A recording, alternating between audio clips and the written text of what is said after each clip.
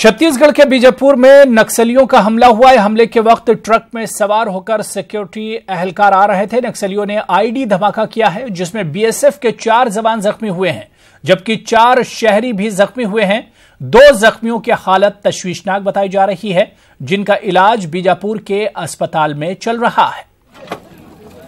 मीनगंज में भी चल रहा है क्या?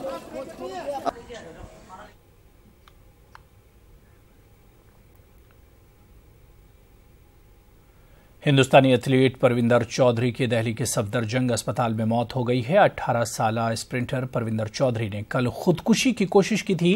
दिल्ली के नेहरू स्टेडियम के साई हॉस्टल में उन्होंने खुद को पंखे से लटका लिया था। परविंदर के घर वालों का कहना है कि परविंदर प्रैक्टिस के बाद अपने रूम में गया है, जहां उसने खुद को पंखे से लटका लिया। इस मामले में पुलिस ने केस दर्ज किया है और जांच में मसरूफ है। परविंदर का ताल्लुक उत्तर प्रदेश के अलीगढ़ से था। हमको किसी ऐसा कोई शिकायत नहीं है, किसी से न कुछ झगड़ा हुआ है, न कोई ऐसी कोई बात नहीं। क्या हुआ कल? क्या आपकी बात कुछ नहीं, हाँ नॉर्मल बात हुई थी, आराम से 3 बजे बात हुई है। मेरे से बोल रहा था कि पापा कुछ पैसों की जरूरत है मुझे, तो मैंने बेटा मैं धान वान बेच के अपने तुझे पैसे दे दूंगा कि तो ठीक है। इसने 1 तारीख के लिए बोला था हमसे कि 1 तारीख को दे देना, तो मैंने बहुत देना 1 तारीख को तो दे देंगे आराम से। उसका न मालूम क्या है, उसके मुंह में आया क्या, ये मुझे कुछ नहीं मालूम। मैं प्रैक्टिस की है उसने, प्रैक्टिस की वजह से वो 1 दिन भी काम में नहीं रुकता है।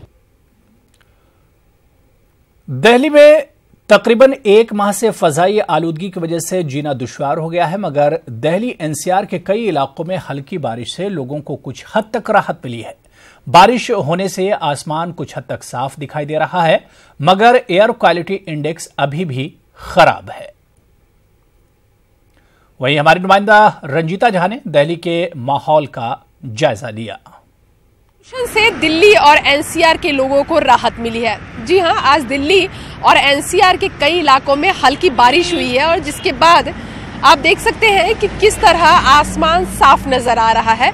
जो पॉल्यूशन के कारण दिल्ली के आसमान को देखने पर और एनसीआर के आसमान को देखने पर एक हल्की धुंध और एक लेयर लगती थी, उससे राहत मिली है लोगों को। हल्की बारिश हुई है और इसके बाद जो प्रदूषण को लेकर लगातार समस्या चल रही थी, बच्चों को, बुजुर्गों को और खासकर जो अस्थमा पेशेंट थे उनको लगातार परेशानी हो रही थी।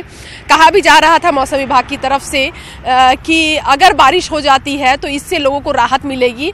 हल्की बारिश के बाद तापमान जरूर गिरा है, गिरावट आए है तापमान में, लेकिन लोगों को प्रदूषण से राहत मिली है।